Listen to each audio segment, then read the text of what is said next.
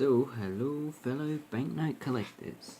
And today, on my channel, Gumadi, I have some Albanian banknotes. And my name is Glenn, and I am a banknote and coin collector as well as a dealer. But I actually like to show different products on this channel that I like to get. And, well, I like to review them. So, I actually don't sell these ones, I actually just collect them. And these are the communist banknotes of Albania.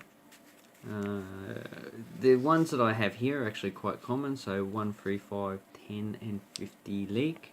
The 25 and 100 are a bit more expensive and a lot harder to get. And these are all the 1976 issue. The 1964 issue, which is the first issue, and this is the second issue, is pretty much the same, but it just says 1964 instead of 1976 down here,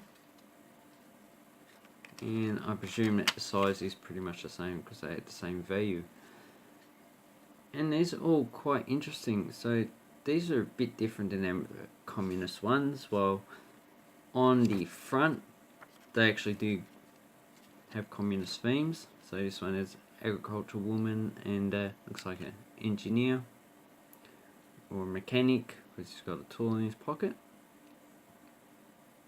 And on the reverse we have the Ruzafa fortress near Skoda, which is I believe is in the south of the country. So having an archaeological monument there is pretty much not a communist theme, because the communists generally like to reject anything of the past as bourgeois and immoral and stuff like that.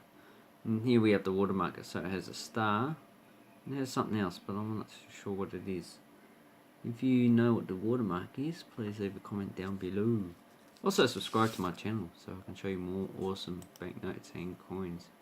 And here we have the Free League. So in some communist countries like the Soviet Union, Bulgaria, Czechoslovakia in the past, they issued the denomination in free. The other communist countries like East Germany, Poland, Yugoslavia didn't issue free banknotes. And this is not uniquely communist. This denomination would have been quite common in their pre-decimal systems, but in decimal systems it's actually not. So here we have a woman with a grape harvest, so we have a woman in the background, and it looks like typical clothing that they used in rural areas at the time. That's just my take on it. And the watermark has BSHS, so bank shit hit. I'm not even going to pronounce that. I can't speak Albanian, even though it is an Indo-European language. It's probably related to the Illyrian language, but I'm not too sure.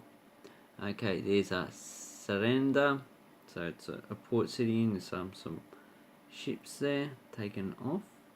Also, there's a coat of arms of Albania. The current coat of arms is pretty similar, except it doesn't have the star on the top, and it doesn't have this wheat around it, so it's just the actual double-headed eagle, which a lot of other countries in the past have actually used. So they're quite easy to get, these banknotes. Here's the first one, the 5 one, and when I was younger, a little kid, I saw this banknote, I said, this is awesome. You have a train, you have a truck, but that wasn't it. It was just the actual design. I actually love this banknote, and this is one of the banknotes that actually got me into banknote collecting. So what is on this banknote? Well, there's a locomotive up the top. It says TKT 47, wheel alignment 1D1. So that means it's got 1 there, it's got 4 in the middle, it has 1 at the back. It says built in Poland. So I'm looking at banknote.ws for this. And on the back we have a ship, the SS Daiti, which is a ship in the Albanian Navy, which is the Albanian Armed Forces has always been small, been probably one of the weakest. Moldova's probably weaker, and Vatican, well, the Vatican can't really defend itself. So does this have watermark? Yeah. Yep. Beautiful. I really love these banknotes. So anyway, let's get into the story. So I actually saw this in a book about other cultures, and on the back it have countries, and it have the details of the countries, and I actually pictured one of their banknotes, and this one was it. And I was looking at this going, oh. And this was at a time before the internet. Yes, I actually do remember that. I actually can't remember. What did I do before the internet? Wow. 1998, I actually got on the internet. So during my teens and 20s, I actually just went out and hang around with people. Now, a lot of people still do that, but with no internet, then we'd generally, to meet up, we'd actually have to go around to their house or ring them up on the phone. Yeah, before the mobile phone as well. So here we have the 10 leak. And there's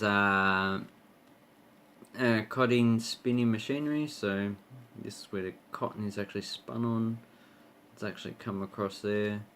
It would actually have it'd actually be stretched out and twisted as well into like a rope type structure. And they still use that, but it's pretty much automated now. And 200 years ago it would have been all hand done. This serial number is pretty interesting. 6767. If that was a 67, it would have been a lot more valuable than you actually buy it now.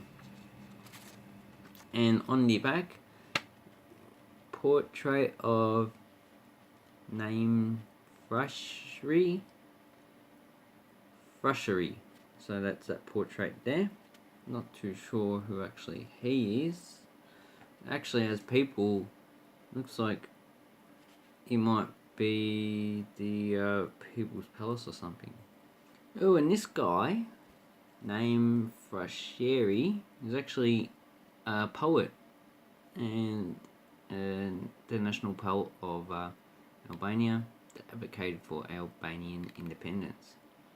He's also on the 200 league banknote currently.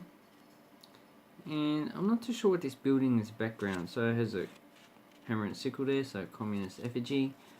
And maybe it could be the former presidential palace. It could be a university.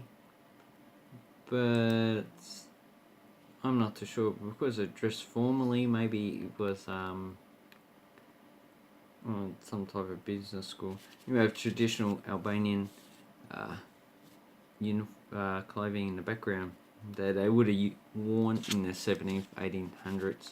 As you know, clothing changes every now and then, probably every 20 to 30 years. The style changes over that time, and over a 100-year period, the style changes quite a lot. So here, I have the 50 leak banknote. So up until 25 leak, they actually only had one type with one type of serial number. And on this one, we actually have 3 types.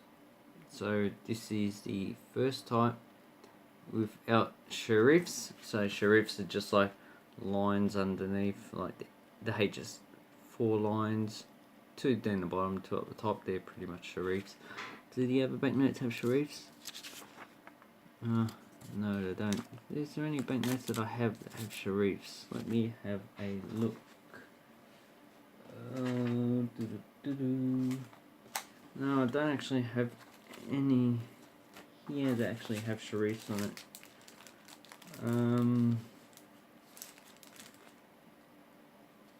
No. Sorry people, I don't. They just extra work, and it's really just not worth it. But anyway, I can show on this banknote that I showed before. The sharif on the 4 is down the bottom, so it's pretty much a sharif what it is. So you get This is probably the most common. This is supposed to have been printed in Albania, but I'm not too sure. The other two are printed in Switzerland and China. So we have one with Shrees, but it actually has a thicker serial number. This is a thinner serial number, and the other ones come in 3mm and 4mm. So on this banknote we have the Albanian army on parade. There's the national flag there, and a Hans Skandersberg, and he's actually, I think it's supposed to be Alexander the Great. I'm not too sure. Okay, just looked him up. He rebelled against the Ottoman Empire, so he wasn't Alexander the Great. What was I thinking? And he lived between 1405 and 1462, and he was a nobleman. So the good thing about it, I won't recite much information, but you go to Wikipedia, it has a whole page. Probably take you an hour or two to actually read the lot, and it should be very interesting information. So I like this down here. Actually, it looks quite nice. Awesome. So if any of you actually can read Albanian, I actually would like to know what that actually means. This one I pretty much know. It's just a denomination in Albanian, and this one just says the Bank of Albania. So this is actually Albanian scripta. I know I haven't pronounced it properly, but maybe you can help me. And on this side we have a building being constructed, and I'm not too sure what building it is. Looks like just a residential complex, but it could be an office building. And here we have a pickaxe and a rifle with a single gauge rifle. I'm not too familiar with firearms, because in Australia you can't really get firearms easily. Rifles you can get if you have a really specific need, like if you're on a farm or something. I'm in a residential area, you can't actually have firearms here anyway. And mining pickaxe, awesome. And then we have the 100, which is a bit harder to get. Should be bigger than this one. So the size of this one, so if I have the $10 banknote, as you can see, it's actually quite a big banknote, and 100 should actually be a lot bigger. So banknotes in the past are actually bigger than they were before. And here we have this leak, and as you can see, it's quite a small banknote. So you can tell the different values in these banknotes. So awesome Albanian banknotes, not too hard to get. The higher the denomination, actually pay more money.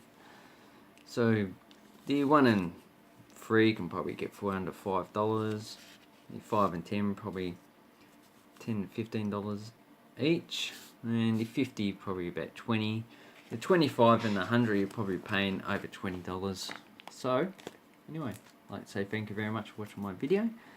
Please subscribe to my channel, give this video a thumbs up, join our Discord forum so we can talk about coins and banknotes, not from Australia but around the world. And also check out my social media and my eBay down below. Have an awesome banknote collecting time, people. Bye bye.